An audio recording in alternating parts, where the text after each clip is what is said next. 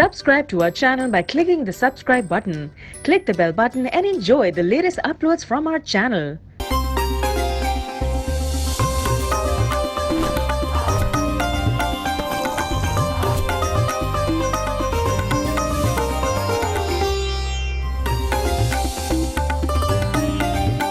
पाकिस्तान तहरीक इंसाफ की रहनुमा डॉक्टर फिरदौस आशिक आवान से मिलने सियालकोट के गांव कुबेचक पहुंचे। भांजी उमायमा और खानदान के बच्चों के हमरा गेट पर इस्तकबाल किया।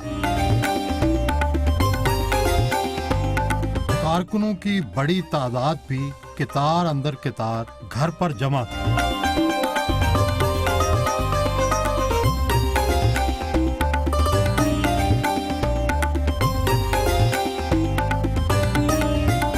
खालिद आशिक आवान पीपल्स पार्टी के मेंबर थे। आप पहले काफ लीग, फिर पीपल्स पार्टी, फिर तहरीक इंसाफ में आ गए। अपने हलके के लोगों को जवाज कैसे फराहम करती हैं? आप जिस इलाके में आए हैं, ये वो मट्टी है जहाँ जिस धरती ने डॉक्टर फिरदौस को शनाख्त दी। काफ लीग में चूँकि मैं रिजर्व सीट पे थी, मैंने जब ये देखा कि वहाँ मेरा मफादात का तहफ़्फ़ुज़ तो हो रहा है, लेकिन जो मेरे लोग थे उनको उस सीट पर कुछ नहीं मिलता था। तो उस वक्त काफ में चूँकि सिटिंग स्पीकर को मैंने चैलेंज किया ओपन सीट पे कॉन्स्टिट्यूंसी पॉलिटिक्स में, तो काफ लीग की मजबूरी थी, उन्होंने तो हर हाल में अपने सिटिंग स्पीकर को टिकट देना था। मैंने कॉन्स्टिट्यूंसी पॉलिटिक्स करनी थी, तो वो कोई और मेरे पास ऑप्शन नहीं थी। क्योंकि फैमिली मेरी, जैसे आपने कहा कि वालिद साहब, मेरे भाई, सारी फैमिली शुरू से पाकिस्तान पीपल्स पार्टी के साथ, बल्कि बचपन में हमें इस तरह भुट्टोइज़म सिखाया और पढ़ाया गया जैसे कोई कलमा तैयबा पढ़ता है। और आप चूँकि लाहौरी हैं, आपको बेहतर कौन बताएगा कि जो लाहौर में ज़िंदगी गुजारता है उसके लिए सियालकोट काले पानी की सज़ा है। काफ में थी तब भी इनके लिए जदोजहद की, पीपल्स पार्टी में गई तब भी इनके हकूक़ के लिए लड़ती रही। आज पीटीआई में आई हूँ तो पीटीआई भी मेरा जाती कोई मफाद नहीं है। ख्वाजा आसिफ साहब ने अगले दिन एक इंटरव्यू में दावा किया है कि आपने वज़ीर आज़म आज़ाद कश्मीर के जरिए मुस्लिम लीग नून में शामिल होने की कोशिश की। सब बेबुनियाद है। सबसे पहली बात तो ये है कि वज़ीर आज़म आज़ाद कश्मीर की कोई हैसियत है जिसको मैं जाके कहूँगी? जो बेचारा खुद जो है पाकिस्तान के अंदर जिसकी अपनी एग्जिस्टेंस नहीं है। देखिए, ख्वाजा मोहम्मद आसिफ साहब ने बसेस का नैब में जो इंक्वायरी शुरू करा के मेरे ऊपर मुकदमा बनाने की साजिश की, उसका मकसद ही ये था कि मैं एक वाहिद आवाज़ हूँ सियालकोट से, जो उनके गले के अंदर वो एक हड्डी बन के अटकी हुई हूँ। नहीं, आपको उन्होंने कभी कहा कि आप आ जाएं वहाँ? Not at all. वो एक दफ़ा नहीं 100 दफ़ा भी कहेंगे तो मैं नहीं जाऊँगी। उसकी वजह है जो सियालकोट के अंदर PMLN का वो इस वक्त बोर्ड का दरख्त बन के खड़ा है, वो उसके नीचे जितने बाकी 4 MNA हैं वो छोटी छोटी अम्बियाँ लगते हैं। तो मैं तो एक अपना फलदार दरख्त हूँ, मैं उस बोर्ड के दरख्त के नीचे क्यों जाऊँगी? तो मैं खाई साहब के सामने ऐसे खड़े होने का कैसे तसव्वुर कर लूँ? ये तो मेरी सियासी मौत है। आप ख्वाजा आसिफ के खिलाफ भी इलेक्शन लड़ सकती हैं। मैं इलेक्शन पार्टी ने फैसला करना है। मेरी प्रायोरिटी मेरा हल्का है जिसमें मैं बैठी हुई हूँ, और बाकी पूरा सियालकोट मेरा हल्का है, क्योंकि जहाँ जहाँ खान का खिलाड़ी खेल रहा होगा वो मेरा हल्का है। तालीम तो डॉक्टरी की हासिल की, मगर पसंद सियासत आ गई। क्या कभी जरदारी साहब और इमरान खान को भी दवाइयाँ तजवीज़ की हैं? पागल तरीन जो सियासी हमारे अपोनेंट हैं, जिनके मेंटली रिटार्डेड और डिसऑर्डर्ड हैं, उसमें आबा शेर अली को तो बहुत ज़रूरी है कि जो उसको पागलपन के दौरे पड़ते रहते हैं, और वो खान साहब और हमारी दीगर क़यादत पे जिस किस्म की फुहश ज़बान इस्तेमाल करता है, तो मेरी ख्वाहिश है कि वो सियासी मरीज़ मेरे हिस्से में आए और उसकी ट्रीटमेंट करूं। तो जो जरदारी साहब हैं वो बीबी ठीक करके चली गई हुई थी, उनको मेरी दवाइयों से ज़्यादा बीबी की दवाई चली हुई थी और वो काफ़ी आराम था उनको। तो बाकी जो इमरान खान साहब हैं, उनसे अभी मेरी मेडिकल कंसल्टेशन शुरू नहीं हुई, अभी पॉलिटिकल कंसल्टेशन चल रही है। तो मुझे यकीन है कि उनको जो अवामी खिदमत का नशा है या इस मुल्क के लिए जो वो करना चाहते हैं, उनको जो ताकत की और एनर्जेटिक मल्टीविटामिन चाहिए वो वोट की शक्ल में चाहिए। और ये मैं आपको दावे से कहती हूँ कि जो पार्टी ने सर्वे कराया, ये सीट जो है वो हल्का 111 की करवाया है सर्वे वाकई? पार्टी का सर्वे हुआ, मुझसे भी खुफिया रखा गया।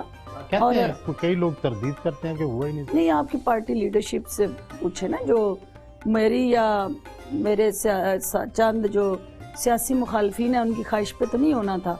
मुझसे भी खुफिया रखा गया, उनसे भी खुफिया रखा गया।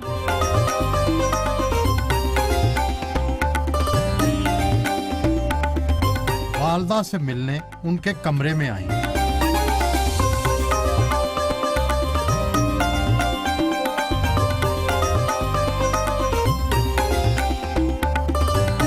डॉक्टर साहब के बारे कोई दसो, कैसी बेटी है? अच्छी है। अच्छा, की खूबियां ने? सब तो अच्छी गल की है। खूबियां बेबा सारे घर में बैठ रही है। डाडी है या प्यार करती है? सब प्यार कर रही, डैडी कोई नहीं।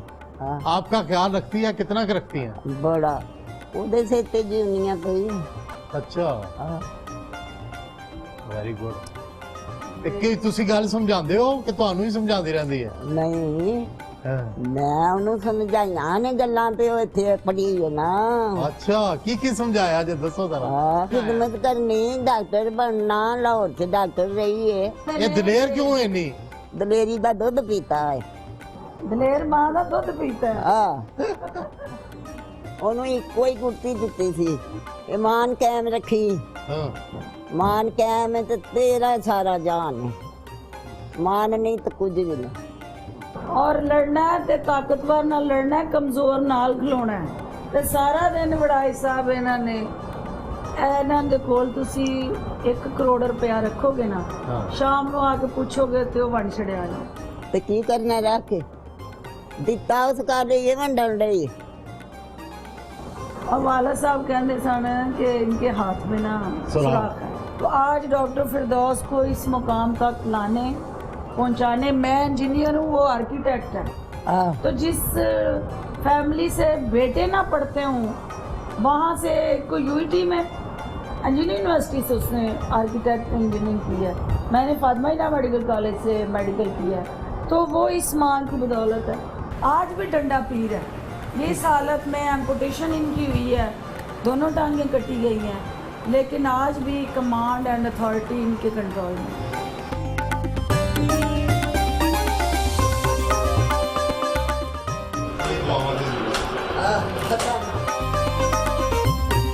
वालदा ने दुआओं के साथ रुखसत किया।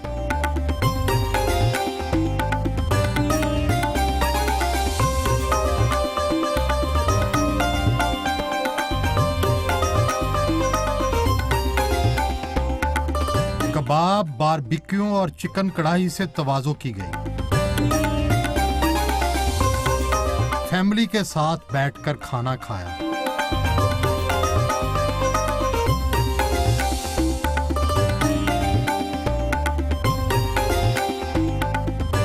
टीवी मुबासा हो या हल्का, हर जगह आपका अंदाज बड़ा जारहाना होता है। क्या कभी किसी सियासतदान से हाथापाई तो नहीं हुई?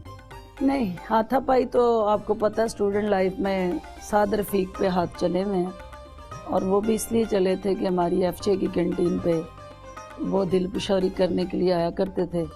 उस वक्त ये एमयू कॉलेज के स्टूडेंट लीडर थे।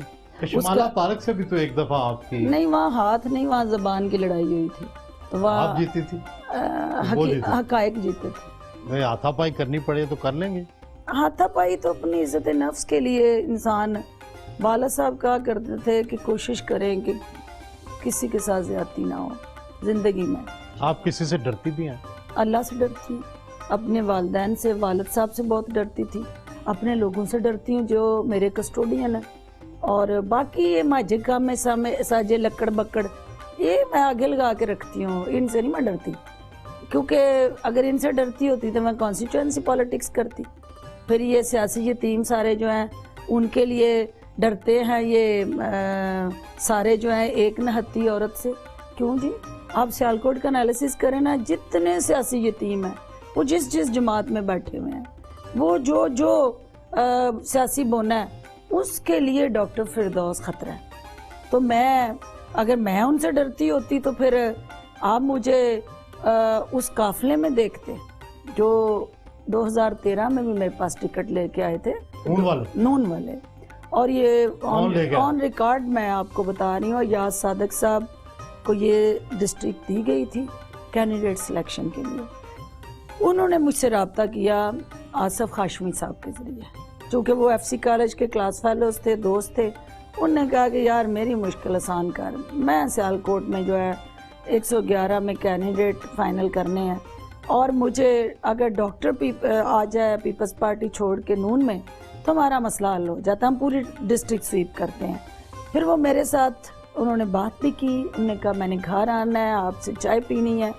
तो मैं, और जब मैं जरदारी साहब यहाँ आए मेरे डेरे पे, उससे 2 हफ्ते बाद मुझे ये मैसेज मिला कि जहाँ जरदारी साहब का हेलीकॉप्टर उतरा था वहीं हम मियाँ साहब को लेके आएंगे, सारी दुनिया मॉडल टाउन में जाके उनको ज्वाइन कर रही है, वो आपको इज्जत से लेने आएंगे। तो मैं उनको ये जवाब था कि हम बड़े बगारत ठहरेंगे कि आज हम जरदारी को हार डालें और हफ्ते बाद फिर हम नवाज शरीफ को हार डालें।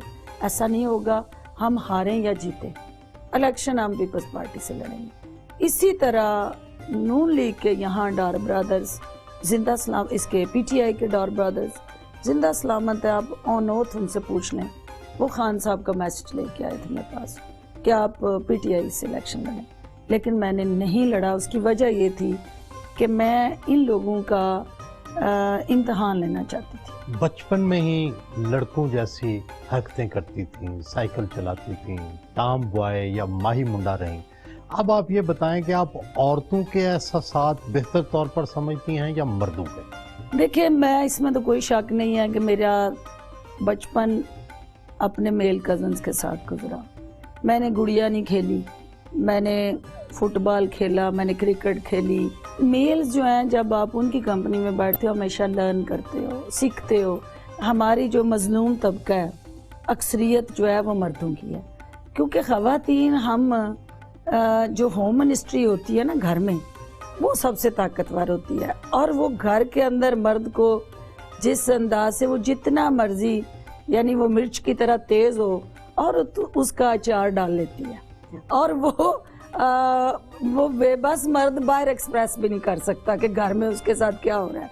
तो मेरी हमदर्दियाँ फिर पार्लियामेंट में गई हूँ, तो मेरी सारी दोस्ती ताल्लुक जितना मेरा हल्का बाब था वो मेल पार्लियामेंटेरियन के साथ ज़्यादा था। वो दिल पुशौरी वाली रेसिपी को मैंने डिस्करेज करना था कि भाई ख़वातीन जो हैं, they are your colleagues, your associates, your partners, they are not for your कह लो दिल पुशौरी और एक मतलब सेटिस्फेक्शन का जरिया। No, you can sit together and share your views, but you can't trap them for your own interest.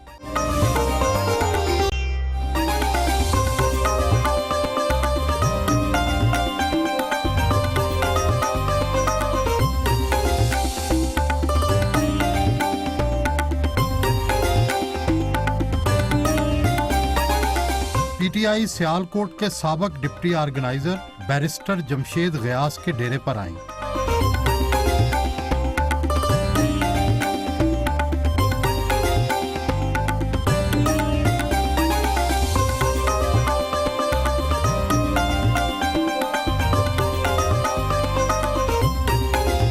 हालात के कदमों में कलंदर नहीं गिरता, गिरते हैं बड़े शौक से दरिया ही समंदर में, कभी किसी दरिया में समंदर नहीं गिरता। तो ये जो समंदर मेरे इर्द गिर्द, और आप लोग कुछ नादान दोस्त ये समझते हैं कि उन नदी नालों में आप जैसे समंदर गिर जाएं। जो इमरान खान साहब की आइडियोलॉजी से मोहब्बत करता है, जो उनके नज़रिए के साथ है, उसको डॉक्टर फिरदौस का साथ देना है, और जो उनके नजरिए से बागी है वो सबसे पहले डॉक्टर फिरदौस से बगावत करेगा। पाकिस्तान तहरीक इंसाफ जिंदाबाद, धन्यवाद, धन्यवाद।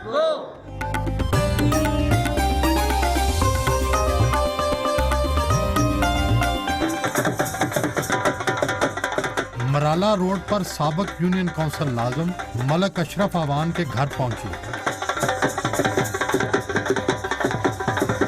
पीटीआई में शमूलियत पर मुबारकबाद दी।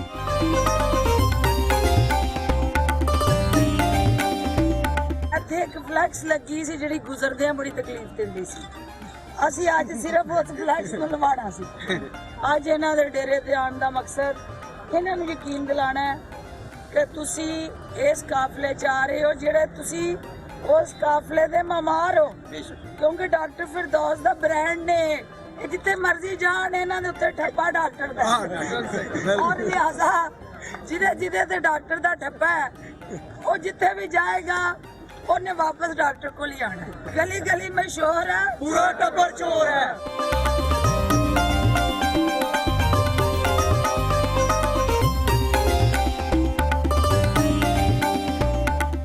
कहाँ कूबे चक का पसमानदा इलाका और कहाँ लाहौर में जाकर डॉक्टरी की और अकेली सारा सफर करती रही, ये कैसे मुमकिन हुआ?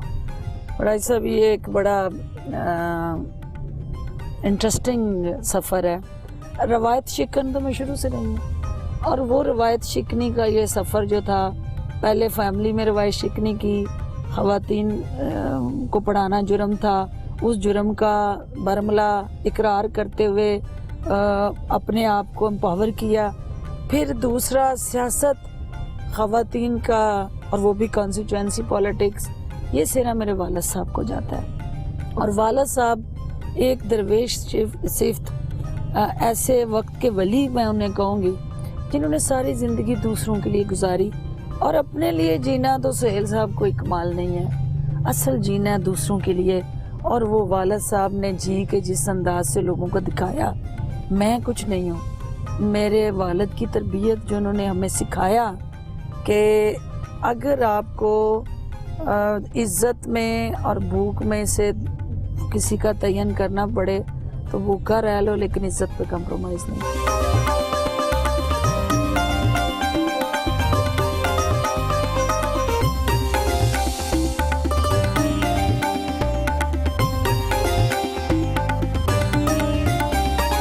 डस्का रोड पर कॉस्मेटिक्स फैक्ट्री पहुंची।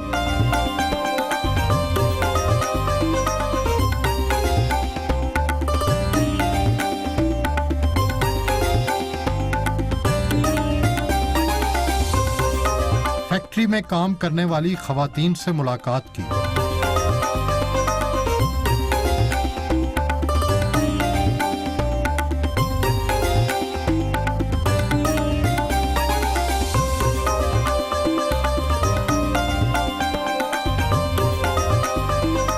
सियालकोट इंटरनेशनल एयरपोर्ट जो बनी है, उनमें भी इनका काफ़ी हिस्सा है। इन्होंने कोशिश की है, और अब भी सियालकोट की कोई बेहतरी के लिए हर वक्त इनकी सोच रहती है। एक्सपोर्ट प्रोसेसिंग जोन जो बना है, उसके सिलसिले में सड़कों के लिए मुख्तलिफ जगह पे इनकी शख्सियत नज़र आती है।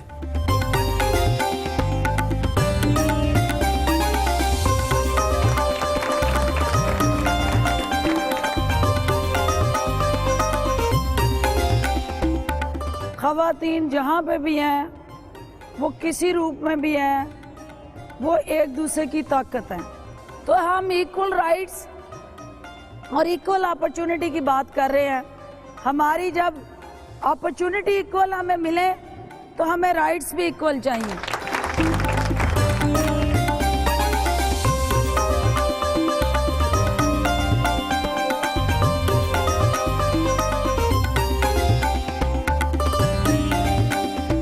कहते हैं वजारत मिले तो दौलत भी मिल जाती है।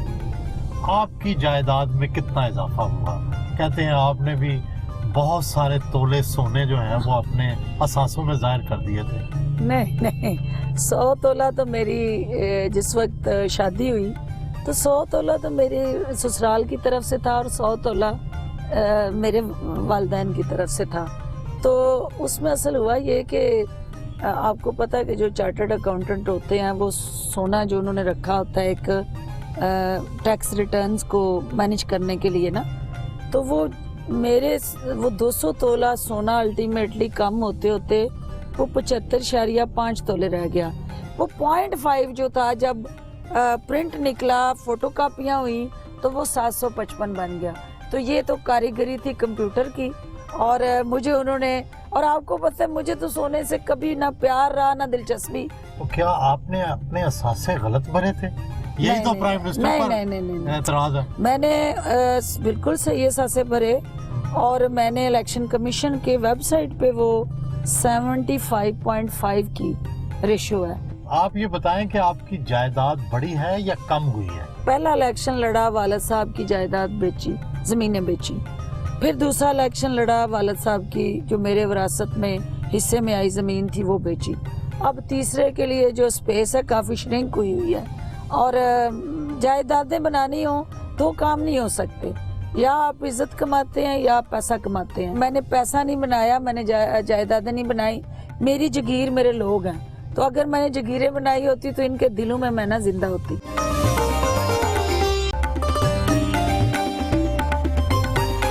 महूटे गांव में जारी कबड्डी मैच में बतौर मेहमान खुसूसी शिरकत की।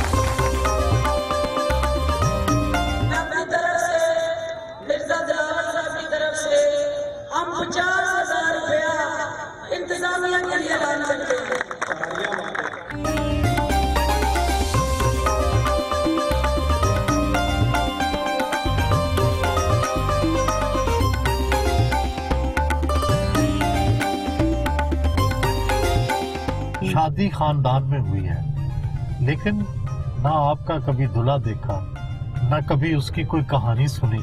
तो ये कैसी शादी है जिसका कोई जिक्र अज़कार ही नहीं? बहुत सारे मेरी जिंदगी में सानिया हुए, उन्हीं सानियों में से एक ये सानिया भी हुआ कि मैं छुट्टियों पे आई और ओवरसीज पाकिस्तानी की हैसियत से तो मुझे मेरी वालदा ने इरशाद फरमाया कि उन्होंने मेरे लिए एक ख़ानदान का सबूत तैयार किया और चट मंगनी पट ब्याह। रिश्ते में आपके वो क्या लगते हैं? मेरी वालदा की कज़न है, उनके बेटे थे। दोनों के दरमियान जो पर्सनैलिटी का ज़मीन आसमान का फ़र्क, वो आदम बाज़ार, मुझे आदम मतलब इंसानियत और अफराद के बगैर मेरी ज़ात अधूरी।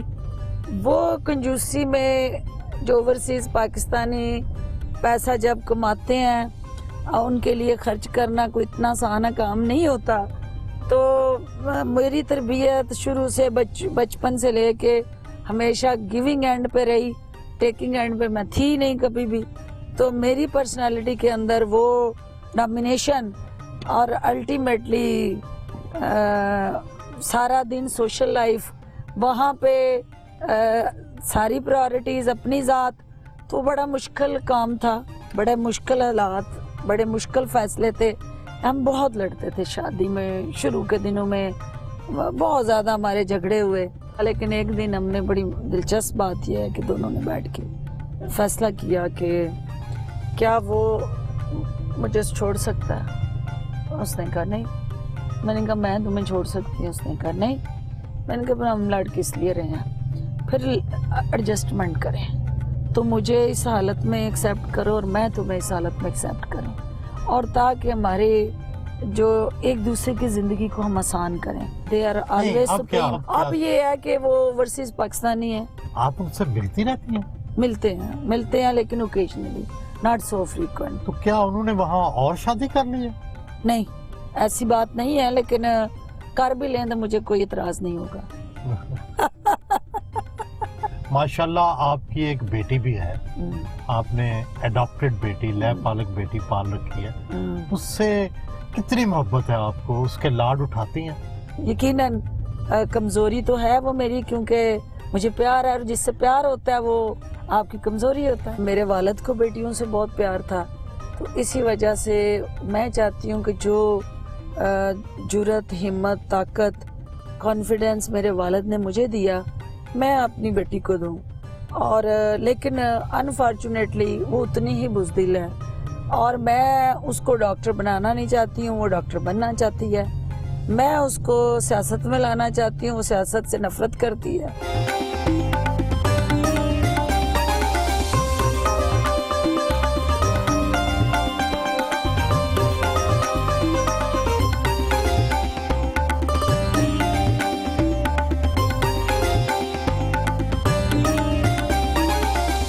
चक में वालिद साहब के डेरे को अवामी राब्ता ऑफिस बना लिया है।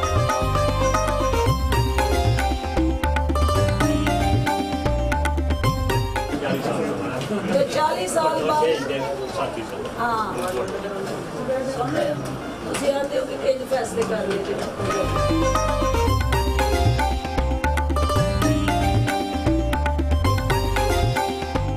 बड़ी रोब दाब वाली और गुस्से वाली हैं। आपके साथ लोगों का चलना आसान होता है या मुश्किल?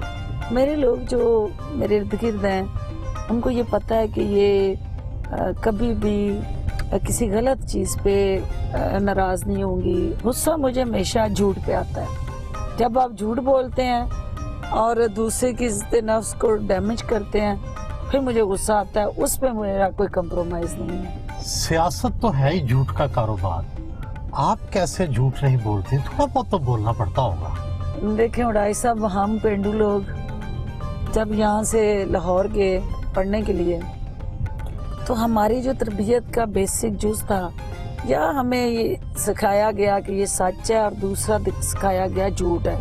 ये जो तीसरी कैटेगरी थी ना, जिसका नाम मुनाफिकत था, ये हमें जाके लाहौर में पता चली।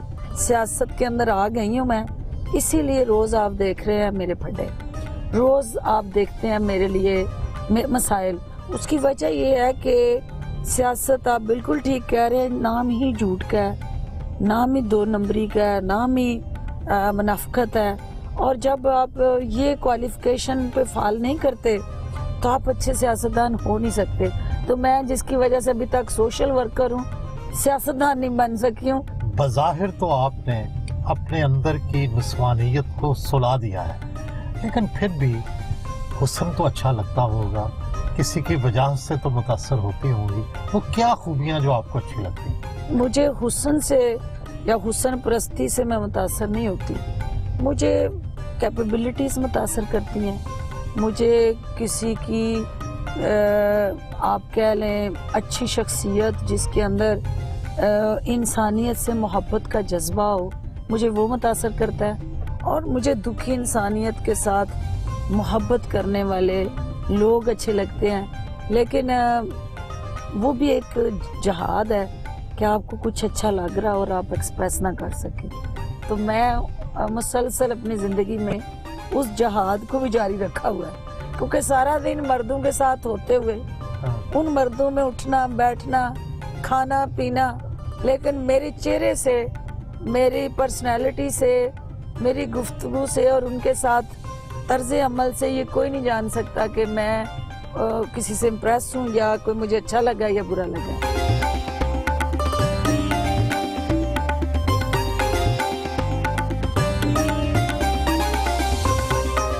लालिया गांव में देरीना पार्टी कारकुन हाजी साबर की वालदा की वफात पर फातिहा खानी की।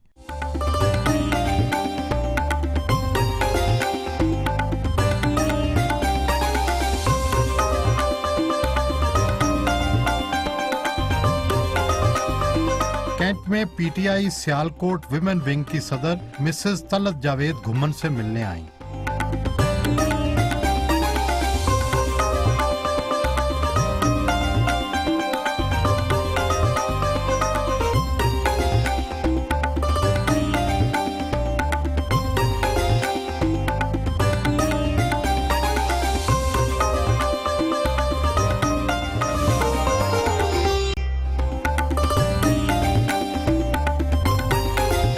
पसरूर रोड पर पार्टी वर्कर कन्वेंशन में शिरकत करने पहुंची।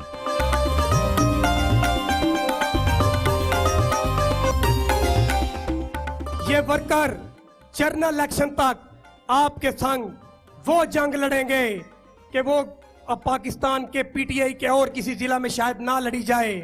यही हमारा मौक़िफ़ है, यही हमारा मंशूर है। सानू यकीन है कि जिन्ना मजबूत ईमान इमरान खान साहब दा है ओ इस मुल्क दी तकदीर बदले ही बदले।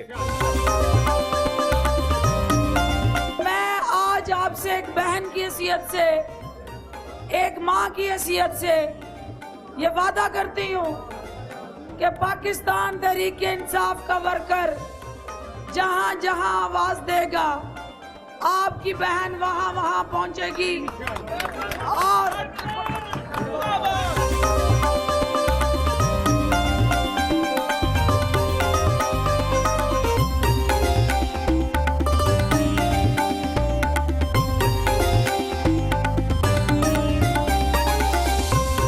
पीटीआई में शामिल हुई तो साथ ही जिला सियालकोट की पीटीआई में दरारें पड़ गईं। लोग खौफजदा हैं, क्या मसला हुआ है? यहाँ पे ख्वाहिशें नहीं बिकती, यहाँ परफॉर्मेंस बिकती है। ये बड़ा कॉमन सेंस का सवाल है कि अगर पार्टी उन पे मुतमईन होती उनकी कारकर्दगी और परफॉर्मेंस से, तो हल्का 111 में वो विनिंग हॉर्स होते, तो मुझे पार्टी को शामिल करने की ज़रूरत क्यों पेश आती। यहाँ कूबे चक आते हुए रास्ते में बड़े बड़े बोर्ड लगे हुए हैं कि उम्मीदवार बराए NA 111 जो कि आपका हल्का है, मियाँ आबद जावेद साहब, वो हाल ही में शामिल हुए हैं, तो आपने इस पे एहतजाज नहीं किया? नहीं किया, क्योंकि मैं पीटीआई जो है उसके अंदर वो समंदर है, छोटी छोटी मछलियाँ शामिल नहीं होंगी तो समंदर के अंदर मगरमच्छ का पेट कैसे भरेगा। तो आपके मद्दे मुकाबल होंगे वो? नहीं, ये बेसिकली बड़ी अच्छी स्मार्ट मूव है। अगर मियाँ आबद को पीटीआई में शामिल ना कराते तो पीपल्स पार्टी वाले उसको इस्तेमाल करते मेरे खिलाफ। अच्छा, तो आपने खुद बैठ के साजिश की, खुद ही शामिल मुखालफों के साथ करा दी? इसलिए मुखालफों के साथ नहीं, जो पीटीआई में आता है वो तो डॉक्टर फिरदौस की ताकत। ये किसने कहा कि मुखालफत में? तो NA 11 के उम्मीदवार है ना भाई, उम्मीदवार का नीचे लेबल लिखना और उम्मीदवार बनना ये तो दो डिफरेंट कैटेगरीज है ना। तो उम्मीदवार तो इमरान खान साहब ने जिस दिन ये चादर दी थी मेरे सर पे, तो उस दिन डिक्लेयर कर दिया था कि उम्मीदवार कौन है। इस हल्के से जो उनको पार्टी में ला रहे हैं, चौधरी मीर हुसैन साहब, अंसर फरूक साहब, मियाँ नईम जवेद साहब, तो अगर वो उनमें इतनी सियासी ताकत और हिम्मत और सियासी उनके अंदर अवाम की फॉलोइंग होती तो वो अपने लिए टिकट ले लेते। उनको मियाँ आबद के लिए टिकट लेनी थी। पीपल्स पार्टी में बहुत मुतहर्रिक रही, जब पार्टी छोड़ी तो बिलावल भुट्टो या जरदारी साहब ने जाती तौर पर कोई गिला पहुंचाया? बिल्कुल पहुंचाया जी, और मैं समझती हूँ कि उनका हक भी बनता है और उनको वो हर्ट भी हुए। लेकिन मेरे पास वड़ाई साहब दो रास्ते थे, या मैं सियासत छोड़ती या मैं पार्टी छोड़ती, और मैं सियासत छोड़ नहीं सकती थी क्योंकि ये लोग जो बैठे हैं मेरे हल्के के, ये रोज नून लीग के साथ पंजा आजमाई करते हैं। तो अगर मैं सियासत छोड़ती तो ये लोग सियासी लावारस हो जाते। तो मुझे पार्टी छोड़नी मेरे लिए भी उतनी तकलीफ दे थी, लेकिन वो खुद ही अपनी अदाओं पर ज़रा गौर करें। हमने कुछ कहा तो शिकायत होगी। वो पार्टी को जिस नहज पे ले आए, वो अब कल आप देख रहे हैं सुप्रीम कोर्ट में वो गले में टैग डाल के पक्की पकाई बिरयानी खाने जाते हैं।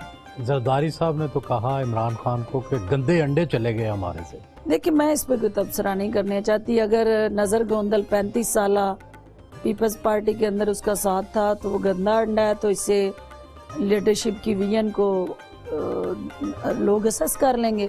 इम्तियाज सफदर वड़ाई जो पंजाब का पार्टी का सदर था, अगर वो गंदा अंडा है तो इनकी टोकरी में रह क्या गया? अफवाह ये है कि ख्वाजा आसिफ अबूरी वज़ीर आज़म बन सकते हैं।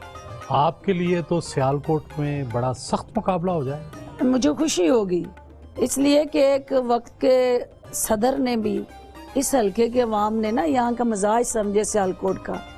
ये जब कोई ताकत में आता है तो उससे पंगा लेके खुश होते हैं।